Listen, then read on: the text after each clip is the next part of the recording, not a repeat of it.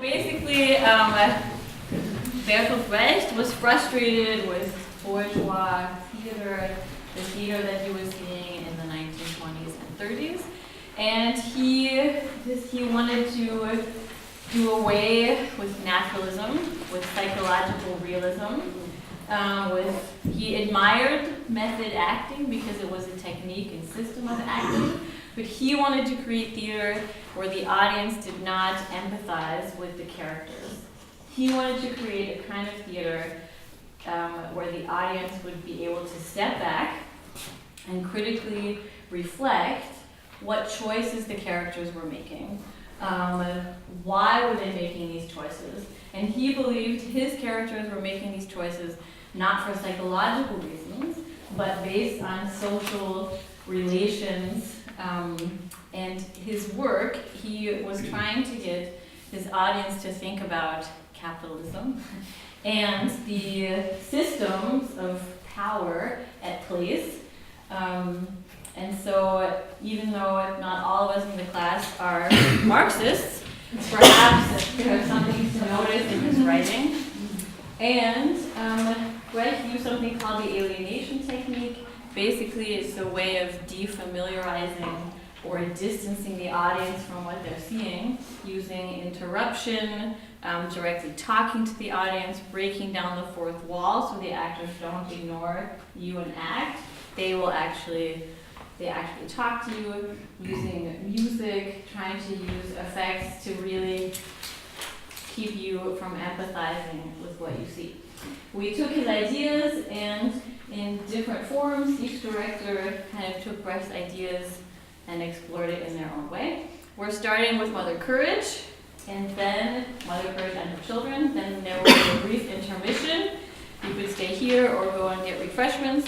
And after the intermission, we are going to show scenes from the Resistible Rise of Arturo.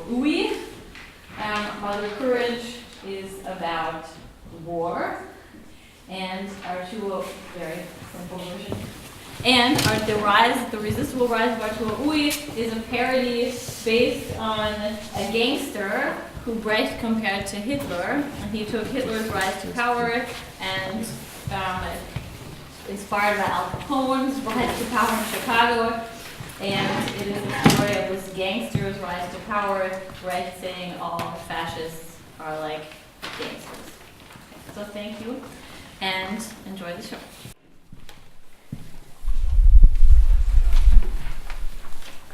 Good evening, O generous crowd. I am here to imply the connection between the bygone with the present, to show the bitters of war when they are pleasant. Today I will tell you about Mother Courage. Back in time, during a medieval war, Courage lived and traveled so far. Back and forth she oscillated, seeking sell and profit. Strong she was, and yet her life was so wicked. We will show how the humans are full of contradictions like Brechtian characters. And it would make sense to not have actors. Courage is there to show humans' life when they inhabit a universe that is defined by war. During the 30 Years' War, Courage was a merchant, traveling by her wagon. Between countries and cities, she sold what she could sell. She had 2 sons and 1 daughter. The Protestant king of Sweden invaded Catholic Poland. In spite of her loss, she kept struggling. She went to Poland. She got imprisoned with her daughter and some other soldiers. During that time, she did the good and the bad. Among the people, she befriended a chaplain, but talks and news made her mad, exactly like the people who surrounded her. And once her friend, the chaplain, was on his way to see her.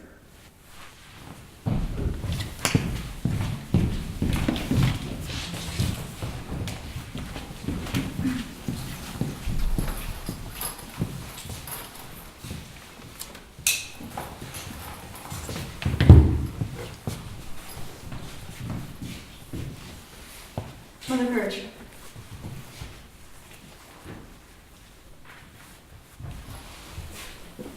You heard, Katrine. Don't start up with soldiers. He tells you he wants to kiss the ground on which your delicate feet have trod. And did you wash your delicate feet yesterday, since we're talking about feet?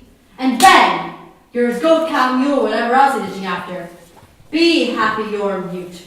When you finally found a husband, you'll never contradict yourself or bite your tongue because you told the truth. It's a blessing from God being dumb. And here comes the general's cook. What brought him? The chaplain. The cook. I have a message for your son, Eilif, and the cook wanted to accompany me. You've made quite the impression. I accompanied you for the exercise and air. Air's free, so breathe all you want. Just mind your manners, and if you forget, I'm ready for you. What's Eilif want? I have no extra money. The message is from his brother, Mr. Paymaster. He isn't his brother's paymaster, and he's gone, so he can't get led into temptation by bright ideas.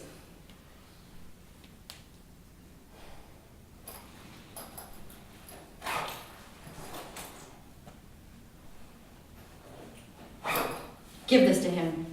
It's a sin. Calculating on maternal instinct, and he should be ashamed of himself. His regiment's marching out, who knows, maybe off to die. Add a little to that pittance, or later on you'll regret. You women come on hard, but later on you regret. A guy pleads for a glass of brandy, but you're not feeling generous, so the brandy isn't flowing and he goes off dry. Next thing, he's dead, under the green ground in someplace far, far away, and oh, you wish you could give him that brandy now, but forget it. He's gone, or you'll never call him up.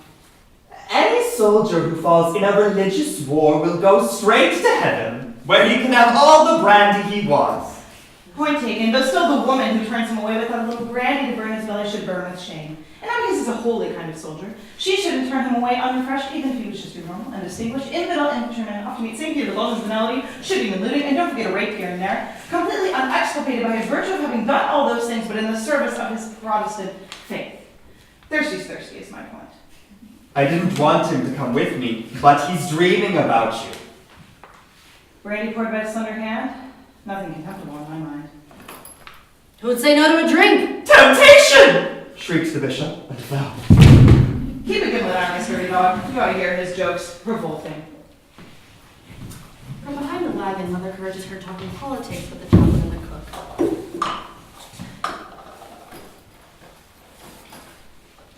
What's the news from the front? Nobody knows where that is. It's a mess.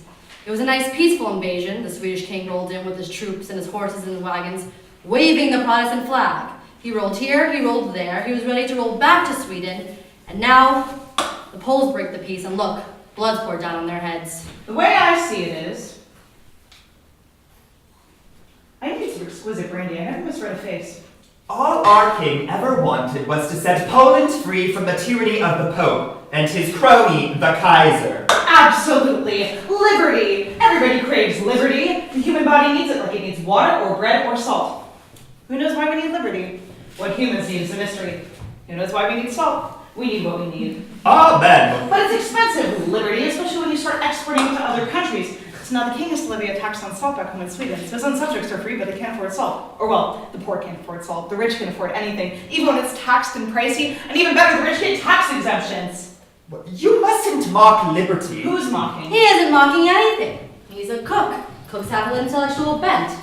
Not like preachers. I'm talking about the human body. Right. A wonderful thing, the human body. Created in God's image. You bet. Given half a chance, it'll do a little jig.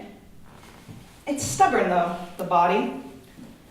Where's that the soul? Preacher, I get confused. I'm sure you do. It's the wanting that makes them stubborn, is my point. So sometimes we have to torture the people, which, by the way, adds to the cost of the war, since contrary to the expectations, Poles have preferred to remain unliberated. The king's tried everything, the rack and the screw, and prisons are expensive. And when the king discovered they didn't want to be free, even after torture, he stopped having any fun. But God told our king to fight. He didn't say it would be fun, and it isn't much fun, is it? Though since I cook for the general, at least I have table salt, and the rest of it's beyond me what bodies want and what bodies get. And it's a good thing our king's got God going for him, or else his people might start to suspect that he's just in it for what he can take out of it. But he's always had his principles, our king, and with his quick conscience, he doesn't get depressed. Long live Gustavus Adolphus, the hero king, about whom a certain kind of talk is unhealthy. You eat his bread. I don't eat it, I bake it. The king will never be defeated. And why? Because his people believe in him. And why?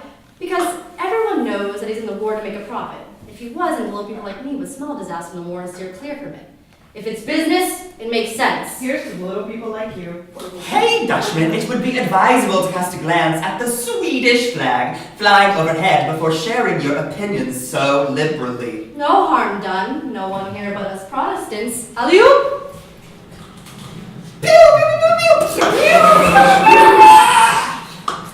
Better go back to my general. He's even shot him in screaming for dinner. Look for me first, I'll be back to more political debate. He starts to leave.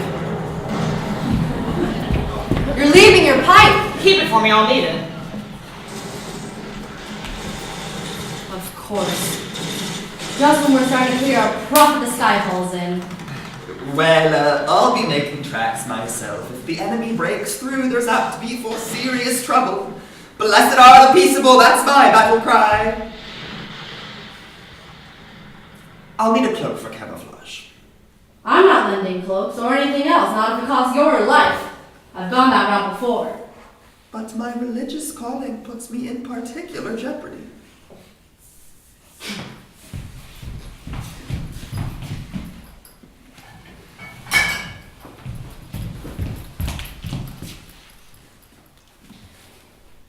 This rubs against my better impulses. I'll get lost. Thank you, that's very kind-hearted of you. But upon further consideration, it might be best for me to settle here for a little while.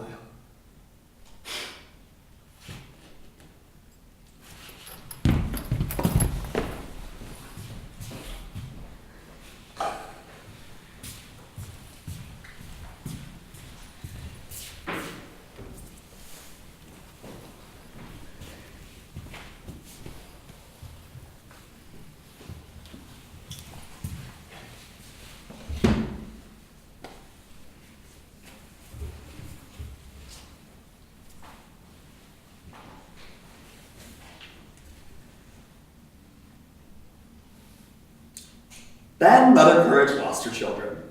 And friends. The war brought people together, and the war split them up.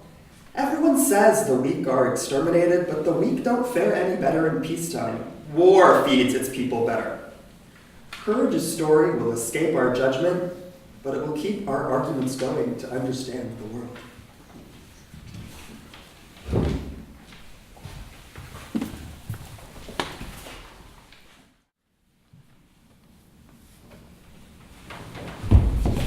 They should never have paid troops out before the funeral. Instead of going, now they're all getting pissed.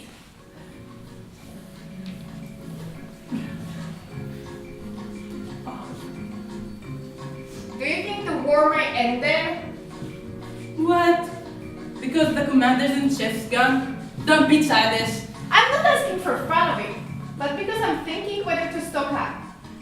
The prices are low now, but if the war is going to end, then it's the money down the drain. I realize it's a serious question. There have always been people going around and saying, the war can't go on forever. I tell you, there is nothing stopping the war from going on forever. Of course, there would be a bit of a breathing space. The war may need to get its second wind. It may even have an accident, so to speak. There is no guarantee against that. Nothing is perfect upon this earth of ours. A perfect war. The sort you might say couldn't be improved. That's something we shall probably never see. It might get to a standstill for some quite unforeseen reason. You can't allow for everything. And then it's a matter of holding the war out of the mother game. But emperors, kings, and popes will come to its rescue. So on the whole, it has nothing serious to worry about, and will live to a ripe old age. A schnapps. A schnapps. A schnapps. A schnapps. Landlord, you're late. A soldier cannot wait to do his emperor's orders. Make the double. This is a holiday. Suppose I wait by what you say. Think it out for yourself. What is to compete with war? Your rest, my girl, you're late. A soldier cannot wait to ride across the borders.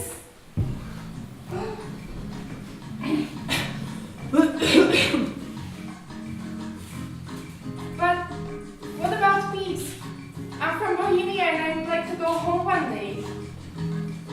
Would you, indeed? Peace.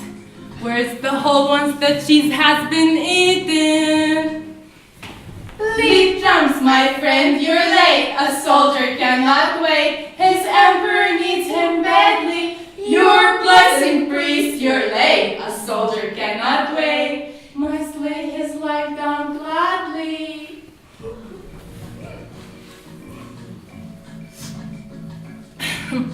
In the long run, life is impossible if there is no peace. I would say, war has peace too. It has its peaceful moments, because war satisfies all requirements, peaceable ones included. In war, you can do a crap like in the depths of peacetime, and between one battle and the next, you can have a beer.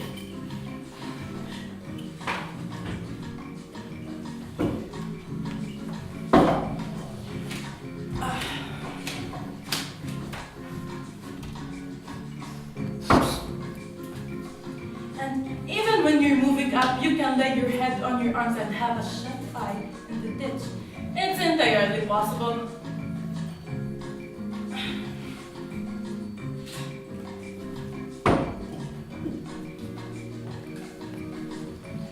During the charge, you can't play cards maybe, but nor can you in the depths of peacetime when you're plowing. And after victory, there are various openings.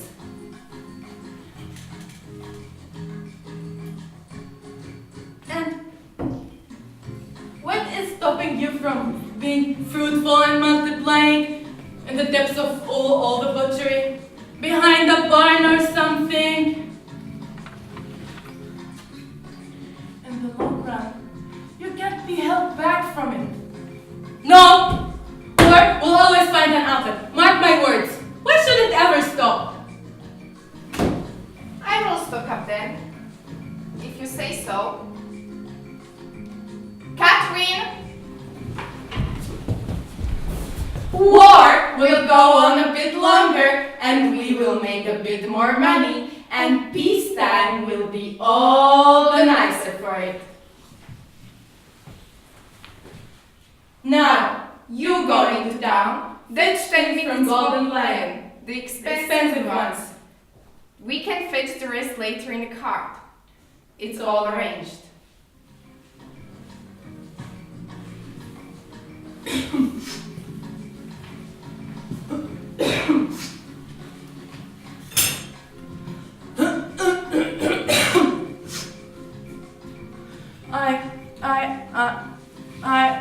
I admire the way you always run your business and always went through it. I see why they called you courage. Poor folks get to have courage. Why? They're lost. Because simply getting up in the morning takes undoing in their situation. Or plowing a field, and at war at that. The mere fact that they bring kids into this world shows courage. Because there is no hope for them. They must hang one another or slaughter one another. So then simply looking into each other's faces calls for supernatural courage. Being able to put up with an emperor or the pope shows incredible courage, because those two cost them their lives.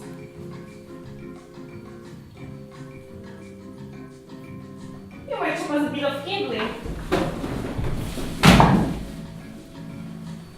I happen to be a pastor of souls, not a woodcutter. I have no soul, you see. Need firewood though.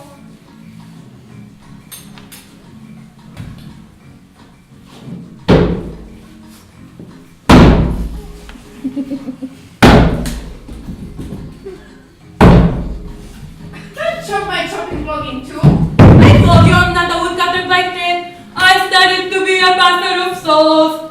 My talent and abilities are being abused in this place by manual labor. My God-given endowments are denied expression. It's a sin. You never heard me preach. One sermon of mine can give encouragement to such a frame of mind. It will treat him as a flock of sheep. Meh.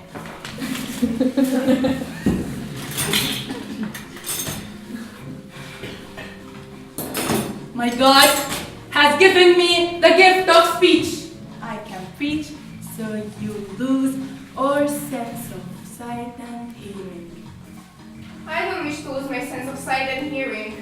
Where would that leave me? Oh, courage. I often thought that your dry way of talking conceals more than just a warm heart. You too, human, and we need warmth. And the best way to keep this tent warm is to have plenty of firewood. Don't change the subject. Seriously, courage. I sometimes ask myself what it would be like if our relationship were to become somewhat closer. I mean, given that the world has so strange the world us together. I would say it's close enough. I cook meals for you, and you chop us firewood, for instance. You know what I mean by closer. It's not a relationship founded on meals and food shopping and other such basic activities. Let your head speak for you. Don't harden yourself. Don't you come up with that eggs? That would be too close of a relationship. You shouldn't make a joke of it. I'm a serious man and I have thought about what I'm saying.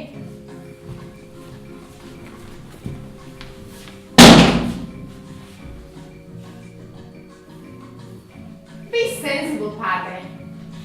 I don't want to rob you. All I'm after is to get myself with my kids through all this with my car. Well, I don't see it as mine, and I ain't in the mood for private affairs.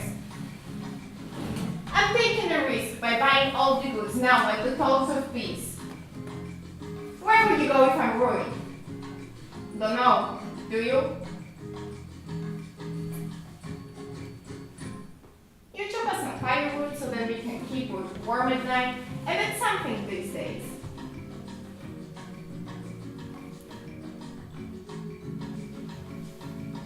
What's that?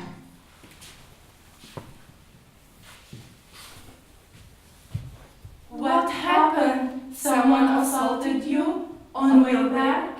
She was assaulted on her way back, but it was the trooper was getting drunk here. Oh, I shouldn't have let you go, love. Worse than wild beasts they are. It's not them, I think. They never went tripping back home. The fault lies with those who start worse. It brings humanity's lowest instincts to the surface.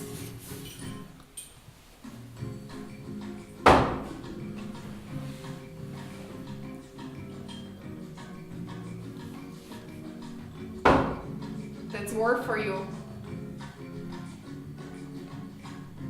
Nice way to get a living.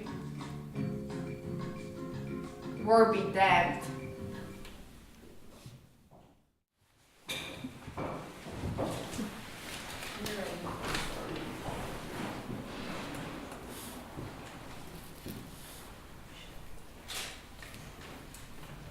Yvette Potier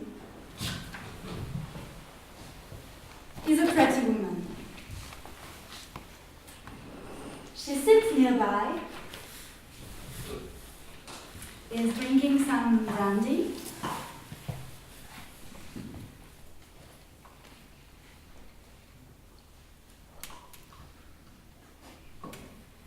and is sewing vivid thing to her hat.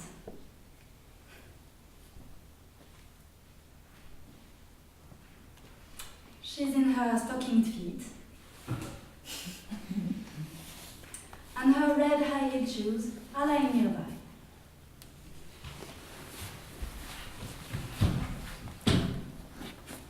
Yvette comes in. She's dressed in black, but gaudily. She's walking with a cane.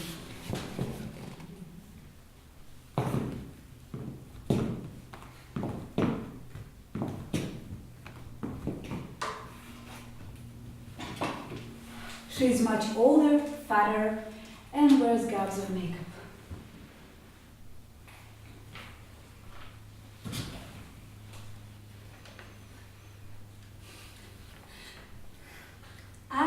I talk just for the relief of talking. I need some relief. Everything started in Flanders because I was a girl there. I would have been a girl someplace else. I would have never met him. This Dutch, blonde, thin boy. Now, I'm in Poland. Because he cooked for the army. A thin cook. But what I didn't know by then is that I better stay away from thin boys. And what I didn't know neither was that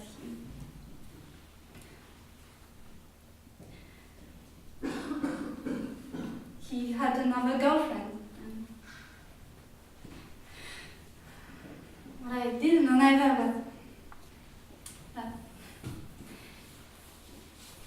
they called him Piping Peter because even when we were doing it, he kept it in his mouth. Doing it like this with him was just a casual thing.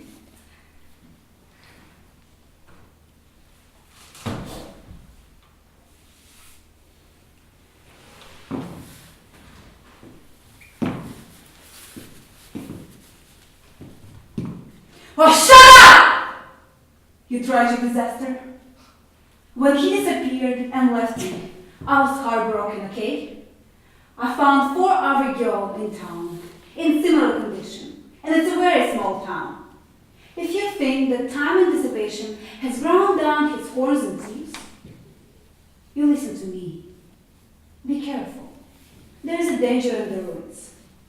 Flee his fucking poxy pipe away! This is the nastiest fish to wash on Flanders shore. Each of his fingers brought misery to a different miserable girl.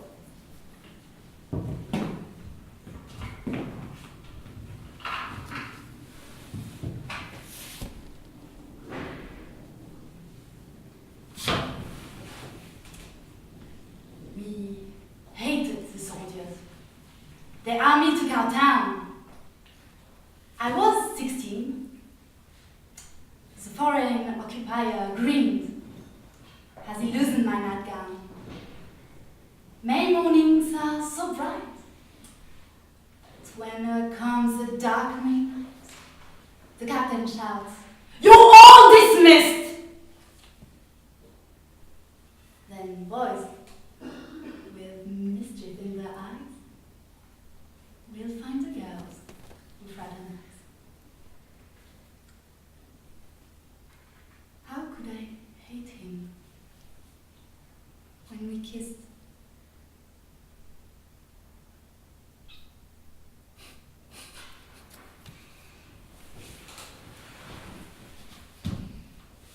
The foreign occupation brought sorrows and a cook, but they would despise him. But as the night fell, I liked the liberties that he took. May mornings are so bright, but calm the darkening night. The captain shouts, "Boys, hit the hay!" But one, the smartest on his mind, knows just the kind of girl to find, with fraternize till day.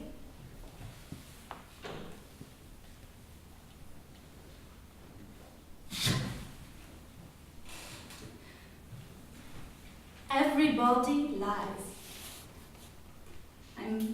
I'm panicked. Costumers avoid me like the plague. It's as if I had a sign over my couch saying, "Remember, you must die." What? Why am I still here stitching vivid things to this fucking hat?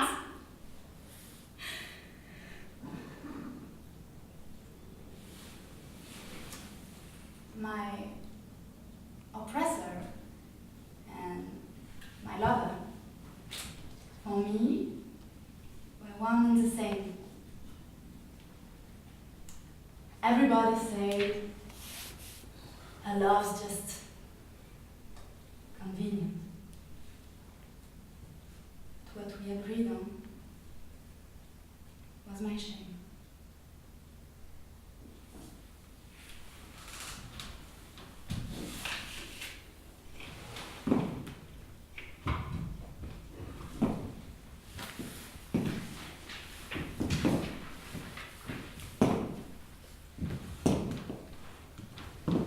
It amazes me how picked of a carcass of a man like you were enough to overturn my apple cart.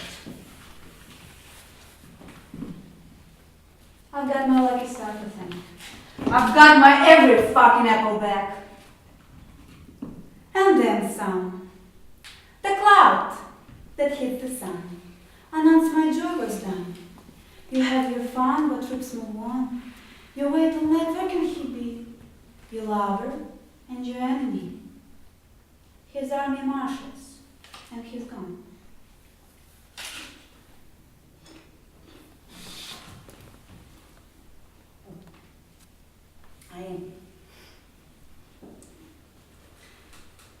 I never used to drink in the morning. It gives you crow's feet. That's all it. Pride. For people like us, doesn't exist.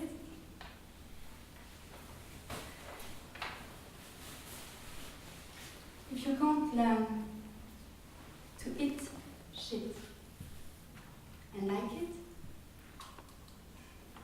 down you go.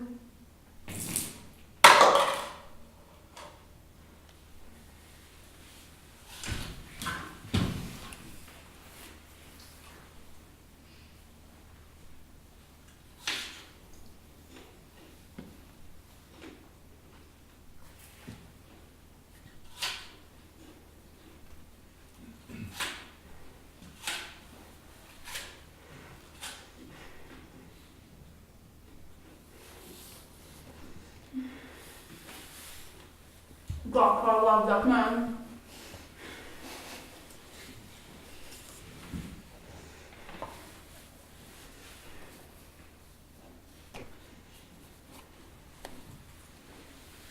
But now, for the very long last. Popping Peter against my ass!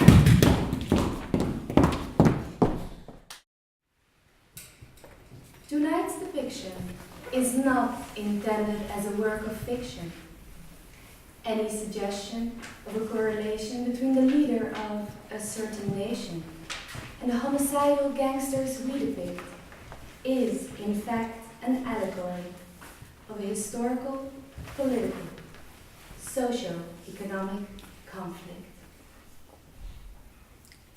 Ladies and gentlemen, apologies for that disruption. And now, if you please, direct your attention to our little stage and kindly disengage your phones and noise-making contraptions. We will begin tonight's dramatic presentations. Lights, please. As we say at these events, Julia Hart Theatre Class happily presents a little something we like to call a good old-fashioned gangster music hall.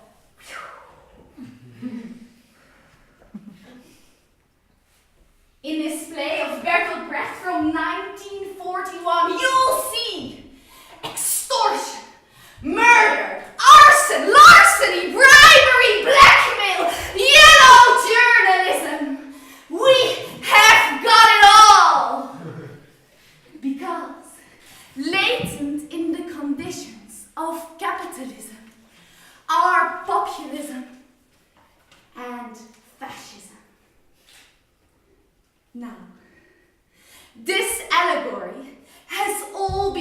dramatized for your enjoyment. The Wall Street crash of 1929 unleashes a historic wave of crime. Chicago's wheels of justice cease to turn, and half the waterfront is left to burn. As law enforcement degenerates into corruption and corruption predominates, our cast of characters portrays a representative sample of the lowest of the low. Take, for example, Alderman Dogsborough.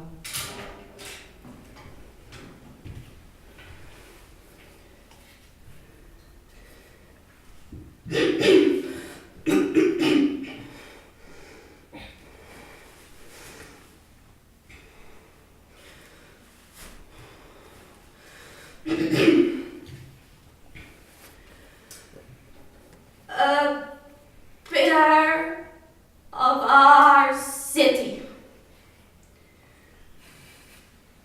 champion of every council subcommittee,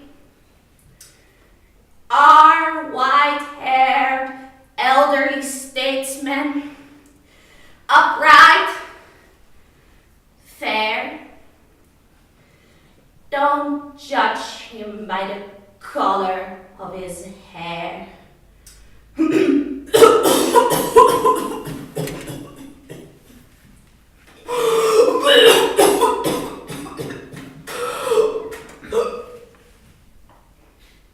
Giuseppe Civola.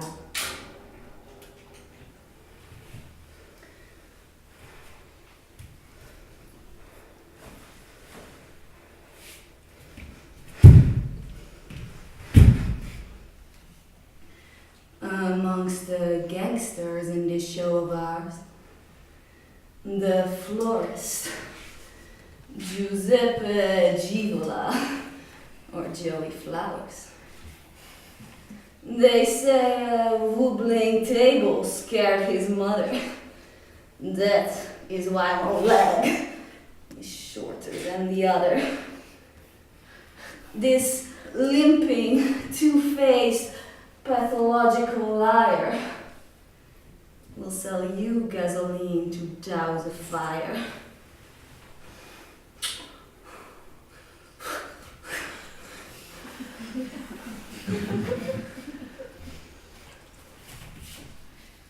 Emanuele G.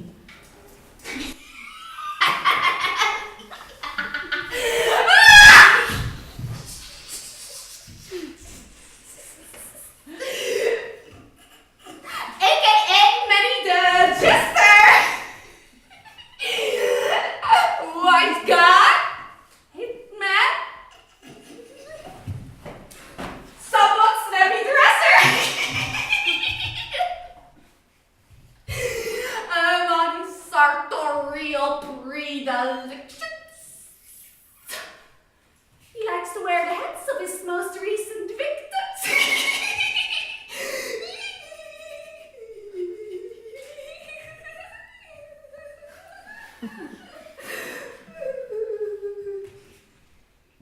Ernesto Roma.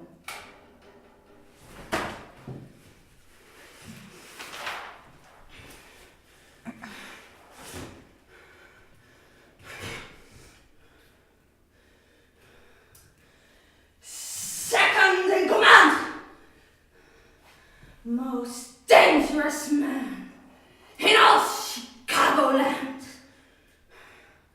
A faithful, good lieutenant. Sadly, who gets killed off in the middle of Act 2.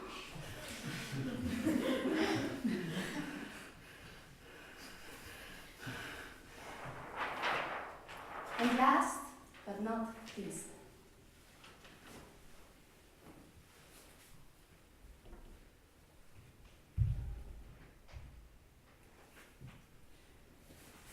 amen! So I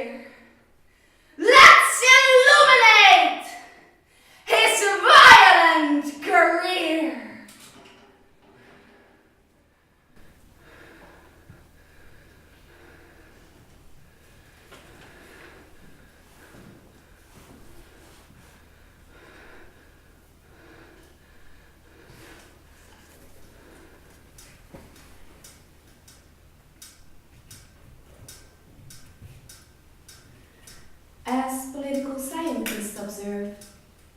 We get the leaders we deserve. From the dawn of time to today, from Germany to US fucking A. History is violent, bloody and indecent. And this tale of gangsters that already happened is sadly still too current. So on we go!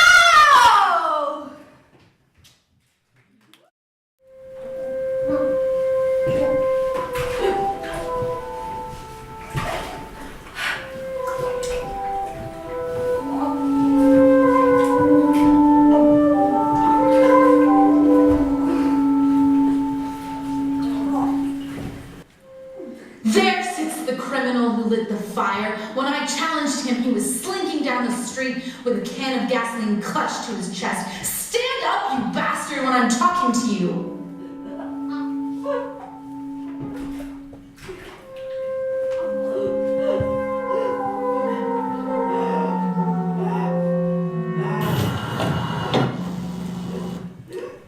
Defendant, pull yourself together. This is a court of law.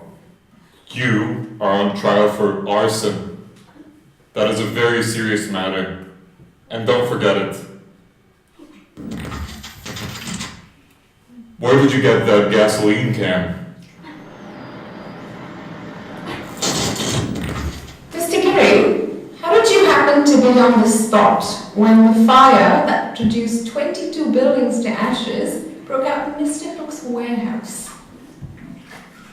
I was taking a walk for my digestion.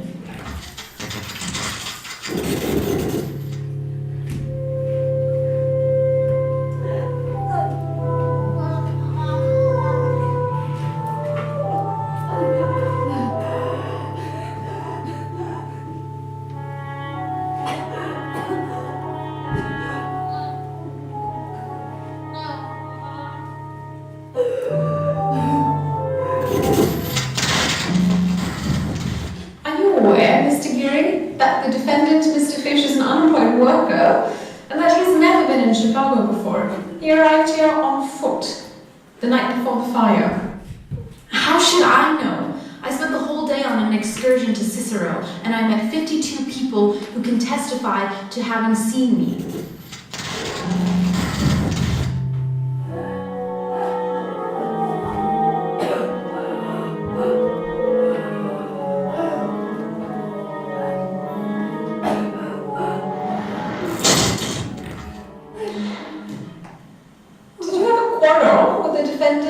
Mr. Hook? Have you ever seen him before? Never. Have you ever seen Mr. Geary? Yes, in the office of the Carlyle Trust on the day of the fire. Order in the court. The defendant is unwell. The court is adjourned.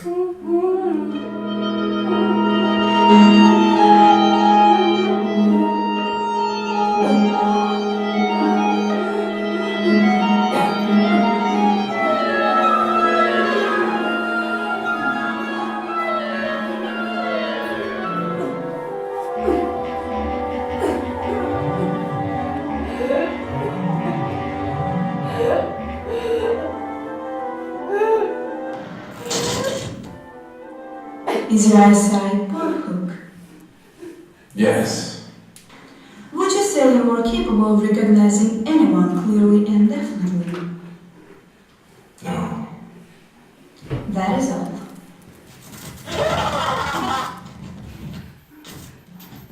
I recognize the defendant perfectly because of his guilty look and because he's 5 feet tall. My sister-in-law has informed me that he was seen outside of the city hall while my husband was shot entering the city hall.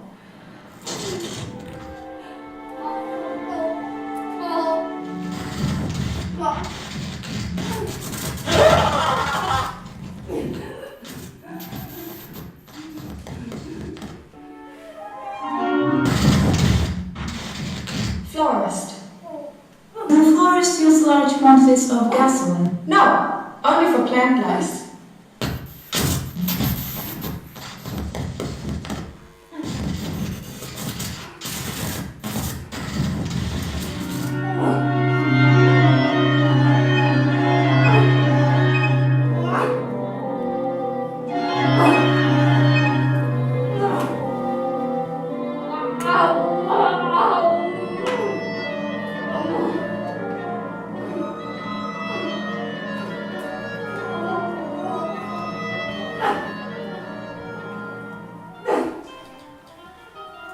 press has dropped hints that this court might be subject to pressure from certain quarters.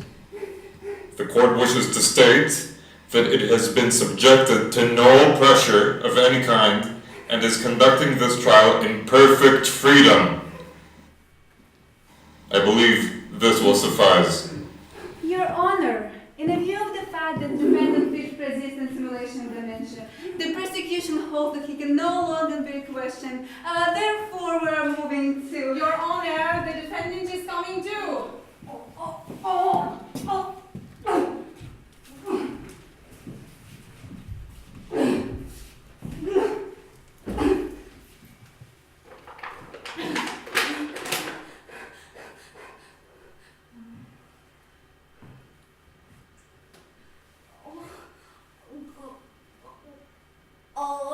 Water! Your Honor, I ask leave to question the defendant Fish. I object. I see no sign that Fish is in his right mind. It's all machination on the part of defense. Cheap sensationalism, demagogy.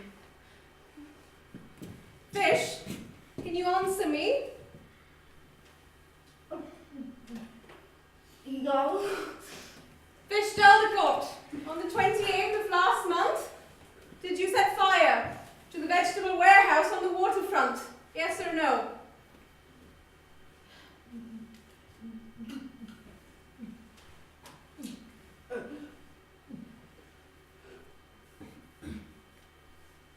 No.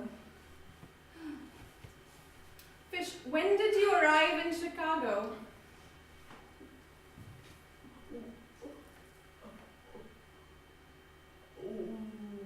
Water!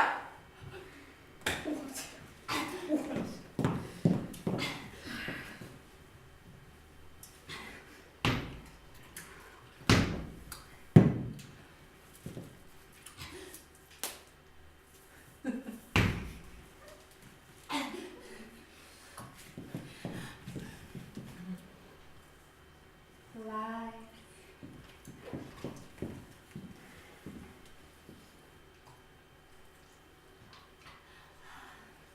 Fish, have you ever seen this man before? Yes. Water. Where? Was it on Dogsborough's restaurant in the waterfront? Yes. I object! I move that this water be examined immediately! Motion denied.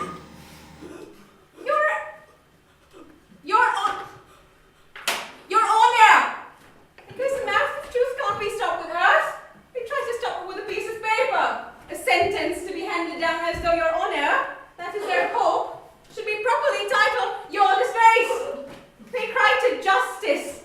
Hands up is this our city, which is aged 100 years and 7 days, under the onslaught of a small but bloody brute of monsters, now to sees justice murdered, no worse than murdered, desecrated by submission to a brute force.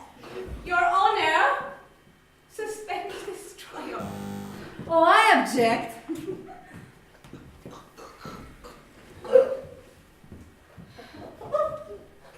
You dog! You lying, peculating dog! You gangster! Come on, let's step outside. I'll rip your guts out! Your Honor, the whole town knows this man. Shut up! You too! You keep your trap shut if you want to live! Order in the court. Defense counsel will incur charges of contempt of court. Mr. Dewey's indignation is quite understandable. Continue. Fish? Did they give you anything to drink at Dogsborough's restaurant? Fish? Can you hear me? Fish! Fish! Fish! Go on and shout. Looks like his tire's going down. We'll see who's running this town in no time. Fish.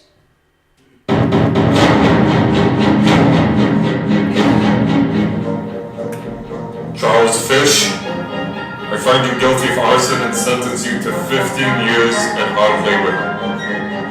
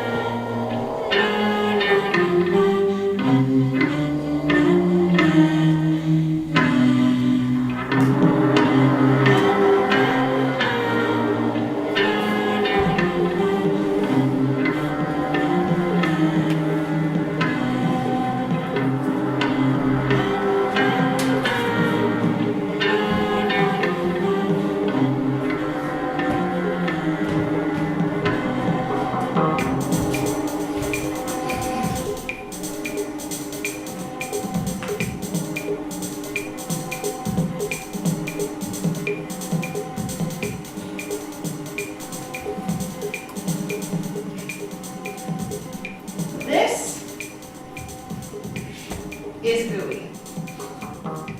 And this is his rise to power. And these are the people that he destroys in order to gain power. Fish, poof, destroyed.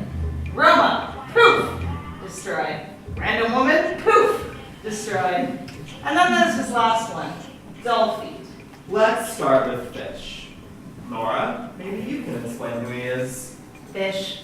He was accused of burning down the warehouse, but he obviously didn't do it. Uwe's people did. Still, he was destroyed. Why? That's the question. Pretty obvious reason to me. Enemy framing. Changing the spotlight. The only way to stop bad publicity for Uwe's rise. Were there people who knew he was innocent? All of them did. Okay, weird. But clear. Let's move on to Roma. Nora, who is Roma? He was Uwe's personal assistant, a kind of John McCanty. Ah, Trump's personal assistant. Okay, funny comparison, Nora. But why would you kill him? Because the great leader Arturo Uwe had a paranoia attack. Paranoia? Yes, he was scared to death. But for what? Could be anything. Perhaps he wanted to betray Roma before Roma could betray him. Yeah, perhaps he knew too much, like McCanty. I mean, McCanty was Trump's most loyal assistant, served him the longest. But why would you kill the person you love the most? Perhaps he was afraid that Roma would become too popular and that he would get out of sight. Okay, this all seems really random to me. It's like this crazy decision you make when you're feeling invisible. Like suddenly breaking up with your boyfriend when he forgets your birthday. Paris, I wouldn't do that. Exactly. And the others? Did they know? Of course. Everyone did. Again, didn't do anything, scared to death. But let's move on. Nora, tell us about the woman on the street. Yes, there was a random woman on the street that Uwe killed. Poof! Destroyed. And it was so random. I mean, he obviously didn't fear her. It was so strange. And now, our last victim, Dolphy. Nora, who is Dolphy? He is a newspaper publisher who came up with his right to publish true facts about Uwe's behavior. But he agreed to stop publishing those facts. Well, that's mostly because his wife, who understood that their safety was more important than the truth. Well, is it? Anyway, they both stopped resistance out of weakness or just fear. And by the way, Uwe gets Dolphin killed at the end. Why? He agrees to stop publishing, right? He did, but he still gets killed. Why? That's the question.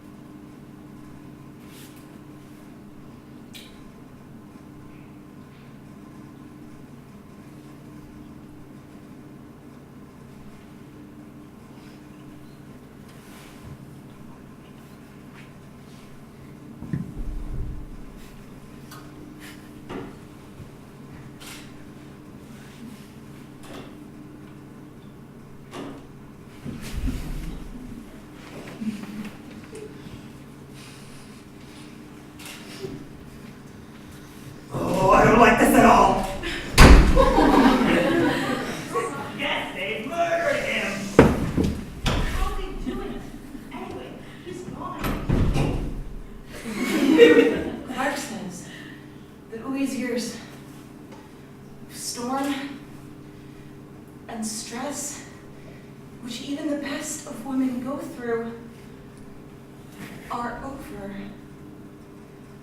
Uwe has shown she wants to mend her uncouth ways. But if you persevere in your attacks, you'll only stir her evil instincts up again, and you, dear, will be the first to bear the brunt. Well, I'm not if sure- you keep your mouth shut, they'll leave you be. I'm not sure my silence will help. She is not a beast. I don't like this at all. Don't say such things, dear. Not here. Nor anywhere else. What can you do? Already the rumors going around in Cicero that Uwe's stepping into Dog's Worm's shoes. And worse, the green goods men of Cicero are flirting with the cauliflower's dress. And they've already smashed 2 printing presses on me, Betty. I've got a dark foreboding.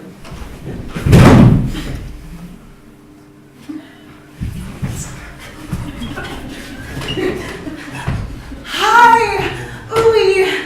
Welcome!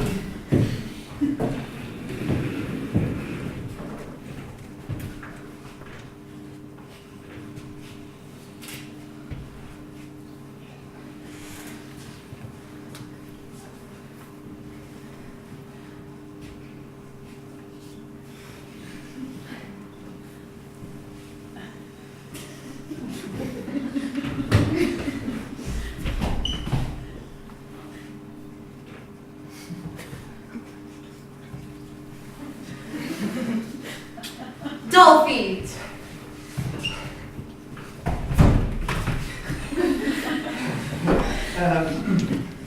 Mrs. Uwe, I tell you frankly that we hesitated to come because... Why hesitate? A man like you is welcome everywhere.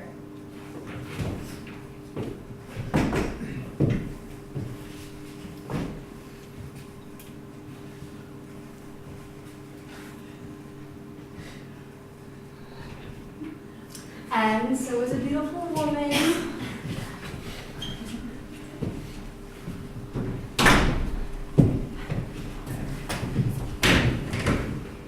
Mrs. Ruby, I tell you now and then to me, my duty to come out against... A mere misunderstanding. If you and I had known each other from the start, it never would have happened. It has always been my fervent wish that what had to be done should be done peacefully. Violence. No one hates it more than I do. If men were wise, there'd be no need of it. My aim... It's just the same as mine. No. We both want trade to thrive. The small shopkeeper whose life is no bed of roses nowadays must be permitted to sell his grains in peace and find protection when attacked. And be free to determine whether he desires protection. I regard that as essential. And so do I. The shopkeeper has got to be free to choose. Why?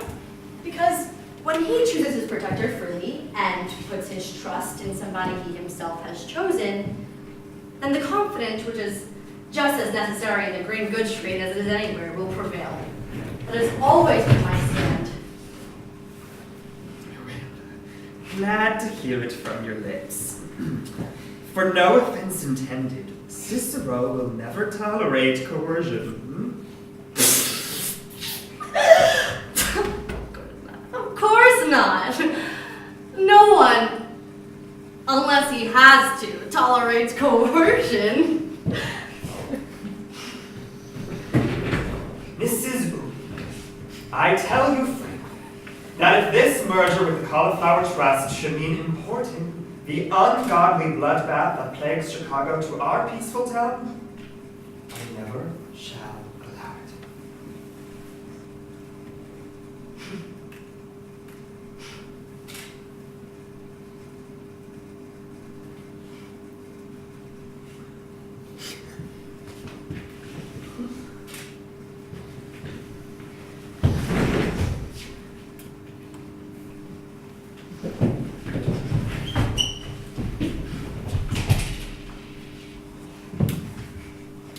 Frankness calls for frankness, Mr. Dolphy. Certain things that might not meet the highest moral standard might have occurred in the past. Such things occur in battle. Among friends, however, they cannot happen.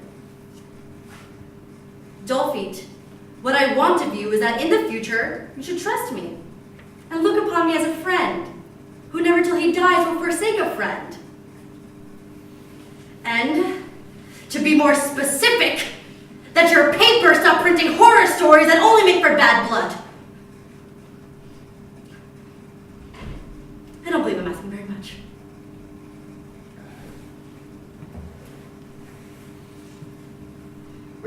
It's easy to not write about what doesn't happen, ma'am. Exactly.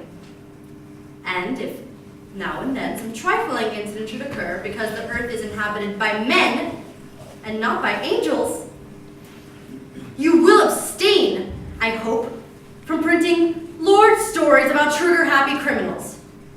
I wouldn't go so far as to maintain that, on occasion, one of our men might utter an uncouth word. That too is human. And if some vegetable dealer stands one of our drivers to a beer for punctual delivery of his carrots, let's not rush into print with stories of corruption. Mrs. Uwe, my husband is human!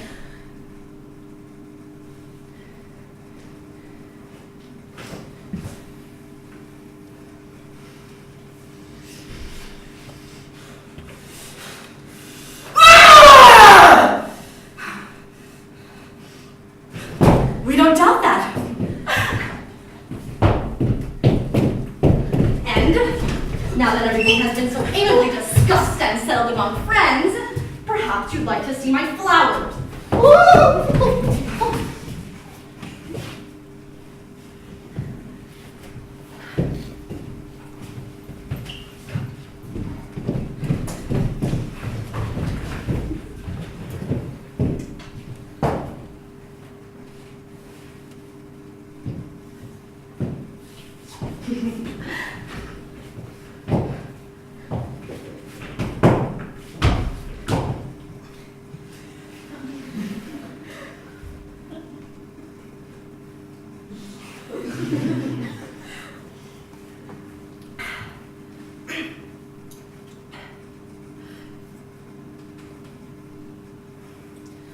A strong woman needs no force to win her suit. Arguments carry better when they shoot. Sound reasoning is bound to take effect. Except when one is trying to collect. Intimidation, underhanded tricks. I prefer to speak of pragmatic politics. They tell me you're as abstinent as a vicar. I never smoke and have no use for liquor. A saint, perhaps, when all is said and done. Of carnal inclinations, I have none. Tell me, Mrs. Uwe, what does religion mean to you? I'm a Christian. That'll have to do. Yes, but the 10 Commandments, where do they come in? In daily life? They don't, I say. Forgive me if your patience I abuse, but what exactly are your social views? My social views are balanced, clear, and healthy. What proves it is I don't neglect the one. I'm so glad you and my husband have worked things out. One's frightened to show what it was all about. Foul weather friends will never disappoint. Like a woman who can get the point.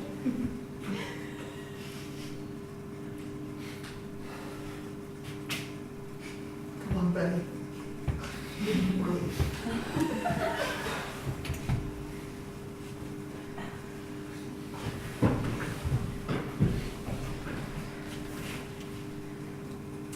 Mr. Dolphy?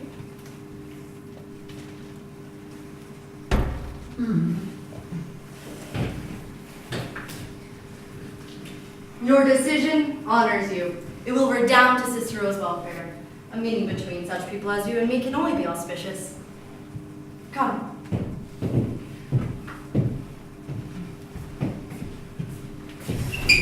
Oh, I'm so happy. Bye-bye.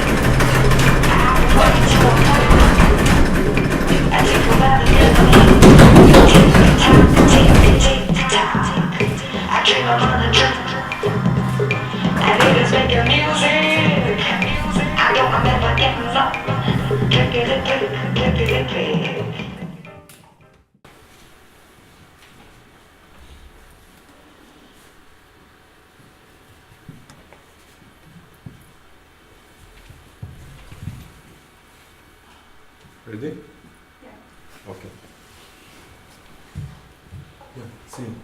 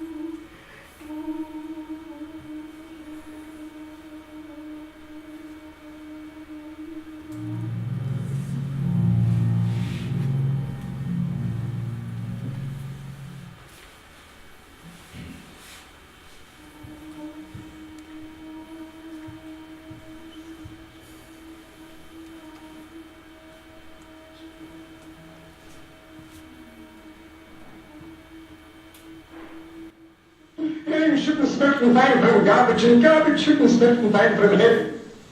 Heaven and garbage.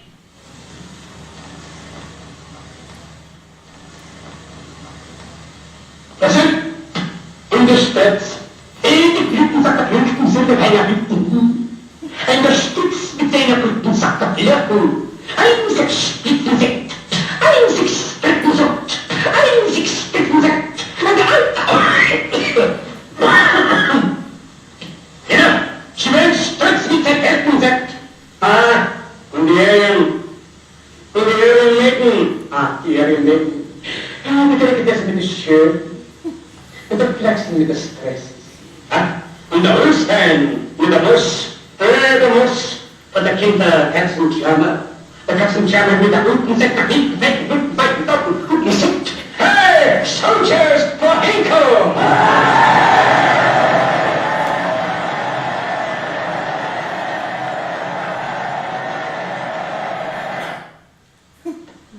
Gesehen, der Herien. Und na, der Schulden. Der Schulden.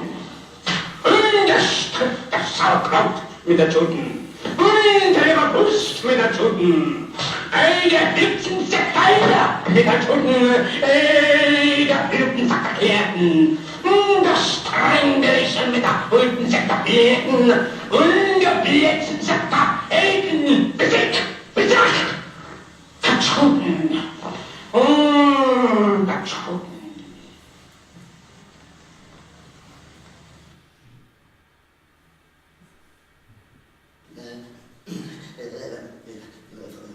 Freunde, glaube ich, weiß. Ja. Freund,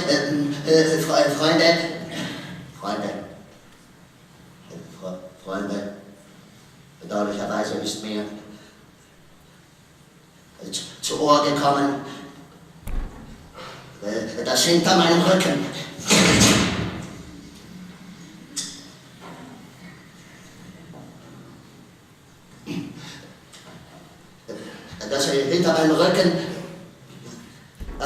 abscheulichster Verrat geplant wird. Leute,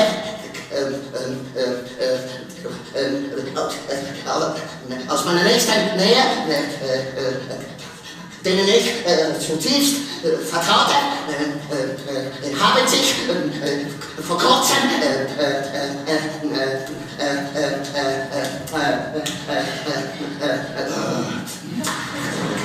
zusammengerottet und von Ehrgeiz habgierig und treulos von Natur entschlossen in Punkt mit den Kaffee.